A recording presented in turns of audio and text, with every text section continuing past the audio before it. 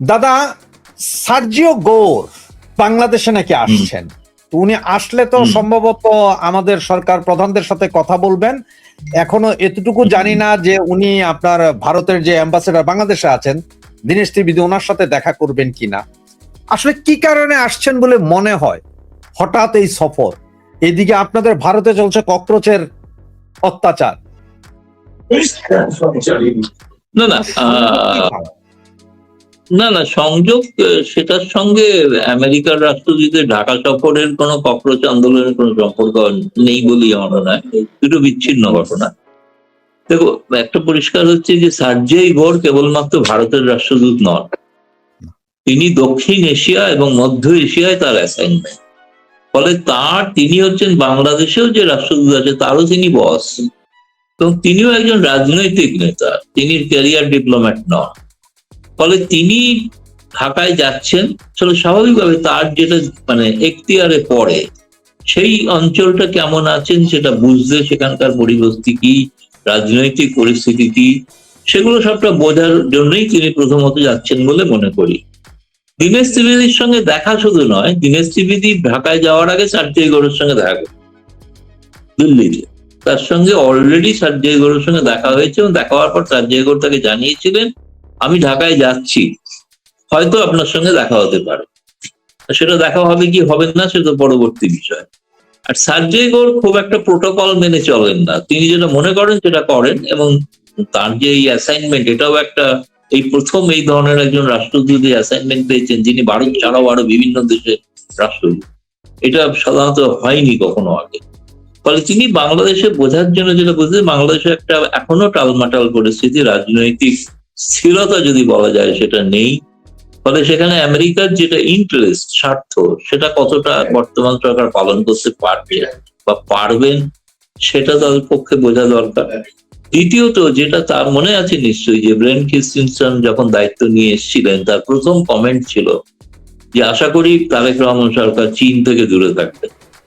কিন্তু তারেক রহমান সরকার প্রথম সিদ্ধান্ত নিয়েছেন চীনে যাওয়ার। যদি মালয়েশিয়া হয়ে গিয়েছেন সেটা অন্য বিষয়, কিন্তু তাহলে চীনে গেছেন, যদিও একটা ওই আন্তর্জাতিক সামিট উপলক্ষে গিয়েছিলেন, পরে বাইলাটারাল মিটিং করেছেন। ভারত এবং যুক্তরাষ্ট্রের ক্ষেত্রে একটা বিষয় সহমত আছে, চীন।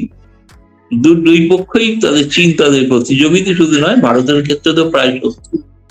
ফলে এই অবস্থায় এই কারণে শত্রু শত্রু বন্ধু, এই কারণে ভারত যুক্তরাষ্ট্র একই রকম মনোভাব পোষণ করে যে চীনের প্রভাব যাতে, যেহেতু কথা চলছে নানা রকম বাংলাদেশে।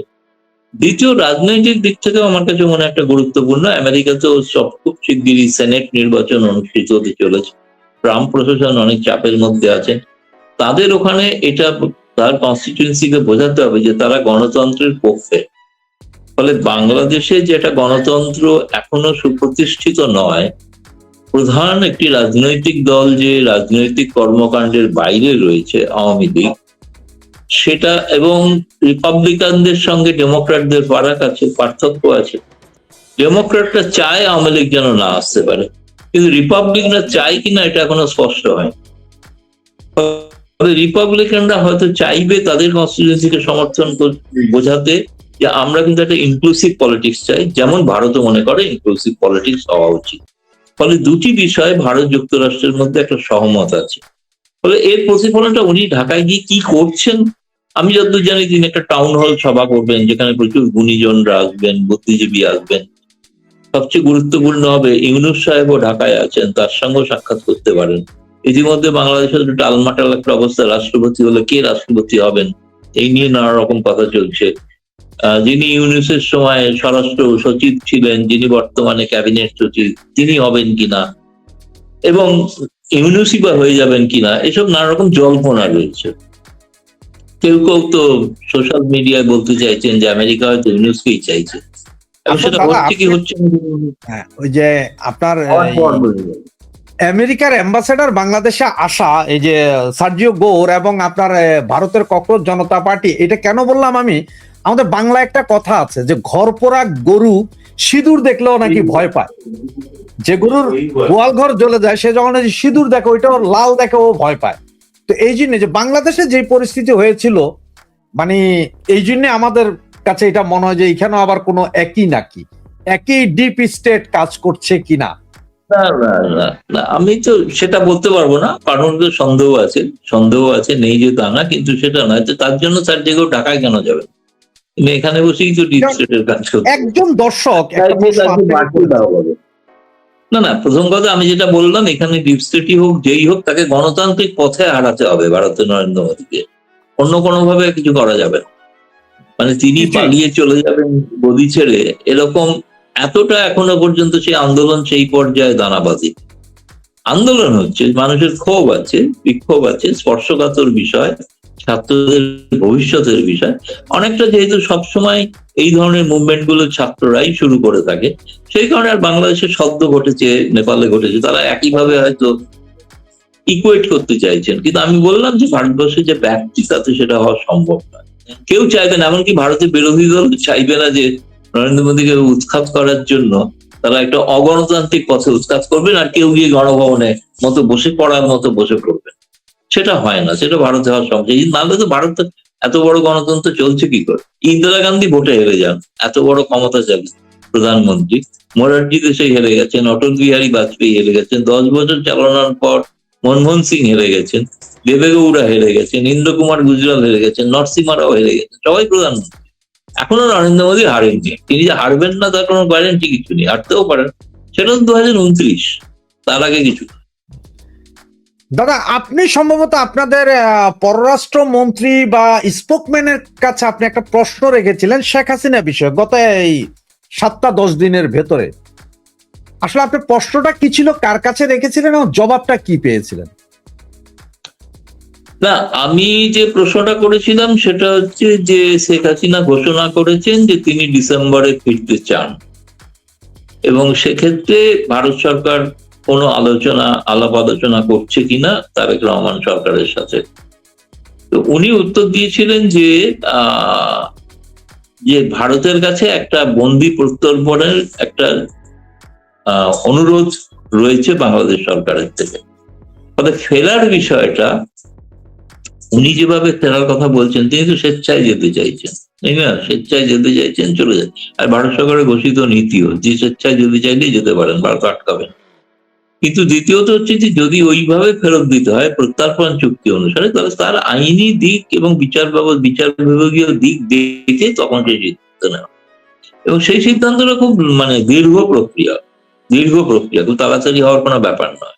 আপনাদের যেমন একজন আর্থিক অপরাধী, ভারতে তার বিচার চলছে। এমনকি আর একটা প্রশ্ন পরে ব্রিফিং এ করেছিলাম যে হাদি হত্যাকারীদের ফেরতের ব্যাপারে, তো তার একই উত্তরই ছিল আমাদের এখানে আদালতে তাকে দোষী সাব্যস্ত হতে হবে, তবেই তাকে ফেরত দেওয়া যেতে পারে। কিন্তু আর দ্বিতীয়ত ফেরত না দেওয়া, বন্দি প্রত্যর্পণ চুক্তি অনুসারে যদি কারোর ফাঁসি হয়, রাজনৈতিক কারণে তাকে সেই শাস্তি দেওয়া হয়, তাহলে ফেরত দেওয়া হবে না, ওটা চুক্তিতেই লেখা আছে। ভারত থেকেও, বাংলাদেশ থেকেও যেসব উলফা জঙ্গিদের ভারতে আনা হয়েছিল তাদের কারোর ফাঁসি হয়নি, তাদের বিরুদ্ধে কিন্তু মৃত্যুদণ্ডের অভিযোগ কারু ছিল। ভারত পর্তুগাল থেকে একজন কুখ্যাত আসামিকে ভারতে আনিয়েছিল, আবু সালেম। তাকে লিখিত প্রতিশ্রুতি দিতে হয়েছিল তার ফাঁসি দেওয়া হবে না, ফলে সে যাবজ্জীবন কারাদণ্ড ভোগ করছে। ফলে এটা এখন বন্দি প্রত্যর্পণ চুক্তির শর্ত অনুসারে তিনি শর্তটা ব্যাখ্যা করেছিলেন। তিনি শেখ হাসিনা স্বেচ্ছায় চলে যাবেন সেই বিষয়ে কোনো মন্তব্য করেনি, যদিও পরে তারা ব্যাখ্যা দিয়ে অফ দ্য রেকর্ডই বলছে, এই কারণে সেটা কোট করা যাবে না। এবং সেটাতে বলেছেন তিনি যেতে চাইলে ভারত ট্রাভেল ডকুমেন্ট দিয়ে দেবে এবং তিনি যেতে পারেন। আপনার কাছে কি মনে হয় যে শেখ হাসিনা অবৈধভাবে আপনাদের আইন ভঙ্গ করে ভারতে গিয়েছেন বা নিজে হেলিকপ্টার চালিয়ে চলে গিয়েছেন, যেটা বাঙালিরা মনে করে? আদৌ না, একদম পরিষ্কার। জয়শঙ্কর পার্লামেন্টে বিবৃতি দিয়েছেন, তাদের অনুরোধেই বাংলাদেশের সেনাবাহিনী এবং শেখ হাসিনা দুজনেরই, তাদেরই অনুরোধই ভারত তাকে এখানে আসতে দিয়েছেন, এবং সে তো বাংলাদেশের সেনাবাহিনীর হেলিকপ্টার এবং তাদের বিমানে চেপে এসছেন, ভারতের সেনাবাহিনী তাই না? সুতরাং সেটা আমার মনে হয় না সেরকম করে। এবং সেক্ষেত্রে ভারতের এখনো সিদ্ধান্ত হচ্ছে তিনি আমাদের সম্মানিত অতিথি। দাদা, গত 2 দিন আপনি বারবার বলছিলেন আমাদের রাষ্ট্রপতি মহামান্য চুপ্পু পদত্যাগ করছেন, এটা যেমন পেপার পত্রিকাতে আছে, আজকে আবার বিভিন্ন পত্রিকা বলছে যে আগামীকালই পদত্যাগ পত্র পেশ করবেন। হঠাৎ করে ডিসেম্বরে শেখ হাসিনা আসছেন, এই ঘোষণা দেওয়া হলো। এরই মধ্যে আপনার সার্জিও গোর বাংলাদেশে আসছেন, আবার আগামীকাল যদি রাষ্ট্রপতি পদত্যাগ করেন, আসলে রাষ্ট্রপতির পদত্যাগটা কি শেখ হাসিনা আসছেন এই ঘোষণার পরে হঠাৎ কেমন মনে হচ্ছে আপনার কাছে বিষয়গুলো? না, যেটা আমার অনুমান ছিল, আমি যে কারণে বলেছিলাম, আমি প্রকাশ্যেই বলেছিলাম যে শেখ হাসিনা আসার পরে যেটা তারেক রহমান সরকার যেটা মনে করছেন যে রাষ্ট্রপতি এবং সেনাপ্রধান দুজনেই শেখ হাসিনার অত্যন্ত পারিবারিক ভাবে ঘনিষ্ঠ, ফলে তারা যদি কোনো নেপথ্য থেকে সাহায্য করে বসেন, সেজন্য দুজনকে সরানোরই পরিকল্পনা। কবেকার কোনটা সব এর মধ্যে নৌবাহিনীর প্রধান তো পরিবর্তন হয়েছে, সেটা তো জানেন নিশ্চয়। জি জি, স্থলবাহিনীর প্রধান হিসেবে জীবনে পরিবর্তন হবে কি হবে না সেটা সময় বলবে। আপাতত তুরস্কে আছেন, তুরস্ক থেকে ফিরলে তখন হয়তো বোঝা যাবে। কিন্তু এখন শাহাবুদ্দিনের ব্যাপারটা রাষ্ট্রপতি পার্টি এখন এটা তারা কিন্তু কিছু করবেন তা নয়, কারণ শাহাবুদ্দিন তো দুদিন আগে জুলাই বিপ্লবের উপরে তো বিবৃতি দিয়েছেন, তাই না? বিবৃতি দিয়ে তো বিশাল বিবৃতি দিয়েছেন, সেই বিবৃতিতে শেখ হাসিনার তো বিরুদ্ধেই বিবৃতি দিয়েছেন। তিনি শেখ হাসিনাকে সমর্থন করে বা কিছু করবেন এটা তাদের আশঙ্কা ছিল, সেই জন্যই তারা তাড়াতাড়ি, নাহলে তো কথা ছিল 2027 সাল পর্যন্ত তাকে রাষ্ট্রপতি থাকতে দেওয়া হবে, এটা তো স্বয়ং তারেক রহমান তাকে বলেছিল। হঠাৎ কেন মত পরিবর্তন হলো? মত পরিবর্তন হলো যেহেতু শেখ হাসিনার আমেরিকাকে করিডোর দেওয়া হয়নি, আমাদের সেনাপ্রধান বলেছিলেন ব্লাডি করিডোর, সেখানে চাইনিজ অ্যাম্বাসেডার এবং পররাষ্ট্রমন্ত্রী বলেছেন যে করিডোরের কাজ চলমান। চায়না যখন বলে কোনো কাজ চলমান, তার মানে হচ্ছে যে কিন্তু কাজ আসলেই চলমান। সার্জিও গোর কি এই বিষয়ে চাপ দিতে পারেন বলে মনে হয় আমেরিকা? অবশ্যই, সেটা আমেরিকা কখনোই চাইবে না যে বাংলাদেশ মিয়ানমার হয়ে চীন পর্যন্ত যে করিডোর, সে করিডোর তো অ্যাকচুয়ালি বিআরআই প্রজেক্টের অধীনে, বেল্ট রোড ইনিশিয়েটিভ, চীনের যেটা প্রজেক্ট, ফলে সেটা কখনোই ভারত চাইবে না, সেটা যুক্তরাষ্ট্র চাইবে। তাহলে আজকে তো বললাম চীনের বিষয়ে উভয় দেশই সহমত। এখন সেটা এখন নির্ভর করছে যে তারা কতটা, আমার সন্দেহ আছে, কারণ তারা এখন সরকার কোনো সিদ্ধান্ত নেননি, সিদ্ধান্ত নিতে পারবেন না। সিদ্ধান্ত নিলে তাদের পক্ষে সমস্যা হবে, খুবই সমস্যা হবে। যেটা সার্জিও গোর সেই জন্য সরাসরি সেটা বিষয়ে কথা বলতে চাইবে। দাদা আমি জানি আপনি খুবই ব্যস্ত লোক এবং এই মুহূর্তে আসলে নিউজ নিয়ে আপনারা খুব ইয়েতে আছেন, আমি আপনাকে সময় আর নষ্ট করবো না, একটা লাস্ট কোশ্চেন করছি, এরপরে আপনাকে ছেড়ে দিচ্ছি। সেটা হচ্ছে দাদা, ডিসেম্বরে যেহেতু শেখ হাসিনা আসবেন বলছেন, সেটা কি এখনো ঠিক আছেন কিনা? এবং জনমুখে যেটা শোনা যাচ্ছে বাংলাদেশে বিভিন্ন জায়গায় এবং অনেক কন্টেন্ট ক্রিয়েটর এটা করেছেন যে সার্জিও গোরের সাথে বা আমেরিকান যে অ্যাম্বাসেডার ভারতে আছে ওনাদের সাথে নাকি আওয়ামী লীগের বিভিন্ন নেতাদের বিভিন্ন সময় কথাবার্তা হচ্ছে বা চলছে, আসলে ঘটনাটা কতটুকু সত্য?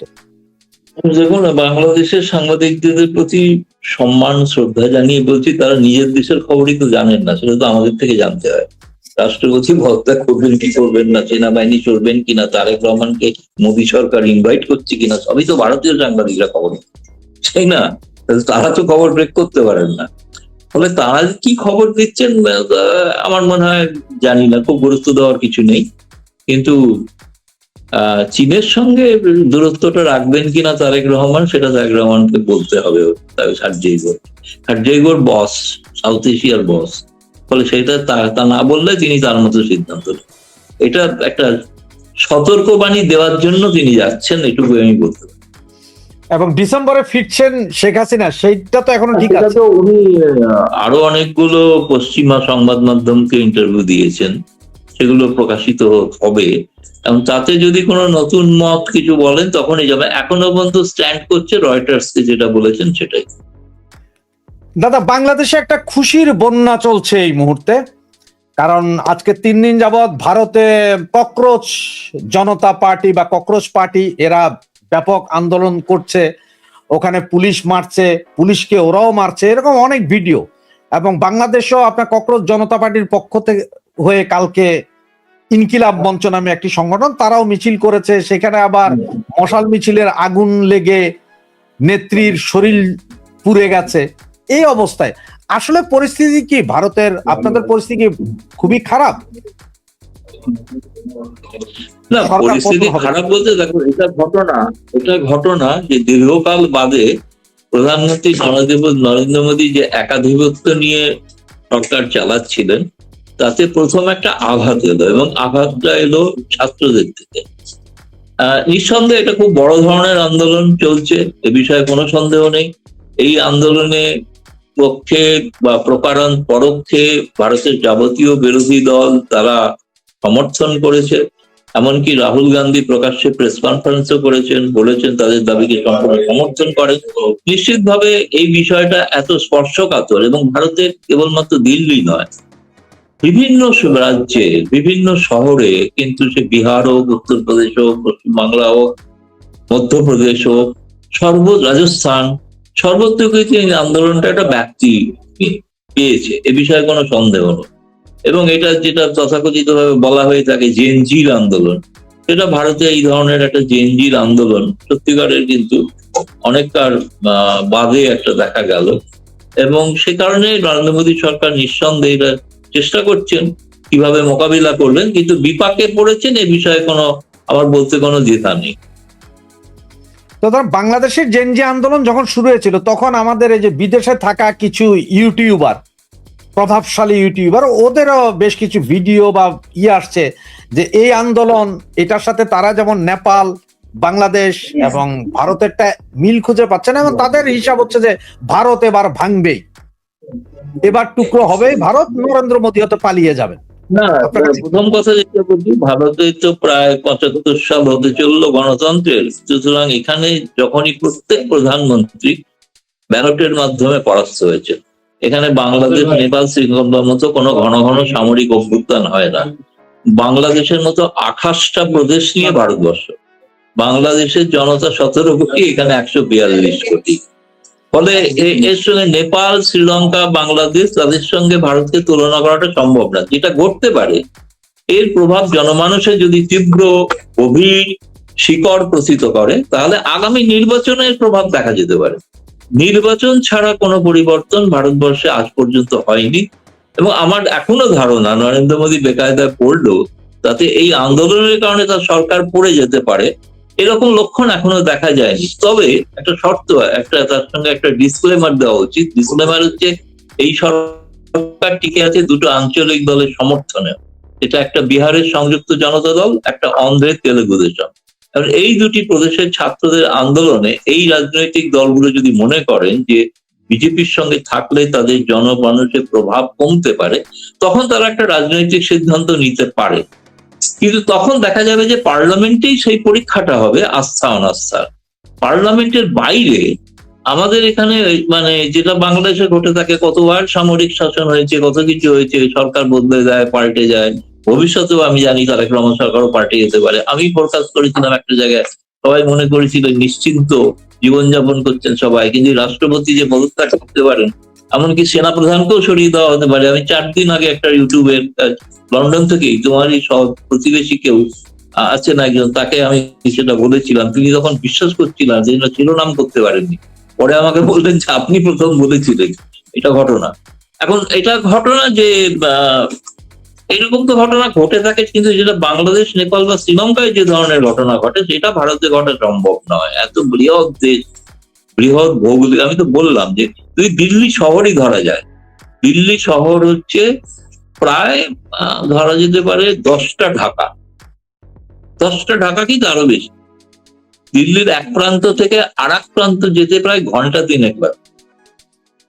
আমি যেখানে থাকি, আমার বাড়ি হচ্ছে 51 কিলোমিটার দূরে, এখন যেখানে বসে আছি, মানে তোমাদের ঢাকা শহর থেকে ধরো সাভার ছাড়িয়ে প্রায় টাঙ্গাইল বর্ডার, সেখান থেকে রোজই আসা যাওয়া করি, এবং সেটা 1 ঘন্টার মধ্যে যাতায়াত করি। ফলে এত বিশাল একটা মানে ভূখণ্ডে এরকম রাজনৈতিক পরিবর্তন হওয়া, মানে ওই যে ধরনের পরিবর্তন তোমরা দেখেছো, এই পরিবর্তনটা ভারতে হবে না। ভারতে গণতান্ত্রিক উপায়েই পরিবর্তন হবে। মানে এখনই এমন না যে আন্দোলনের সাথে সাথে আপনার মোদী সরকারের পতন হবে, সমস্ত মিনিস্টাররা পালিয়ে যাবে, ওটা তাদের কাছে তাদের তাদের ছবি দেখে মনে হচ্ছে যে এটা তা নয়, এটা সেরকম কিছু ঘটনা নয়। তারা ভাবছেন মনে প্রাণে, তারা হয়তো নরেন্দ্র মোদী বিরোধী বলে তাদের ভালো লাগছে, ভারতেও যারা নরেন্দ্র মোদীর বিরোধী তাদেরও ভালো লাগছে, না তা নয়, কিন্তু তার মানে এই সরকার কাল পড়ে যাচ্ছে।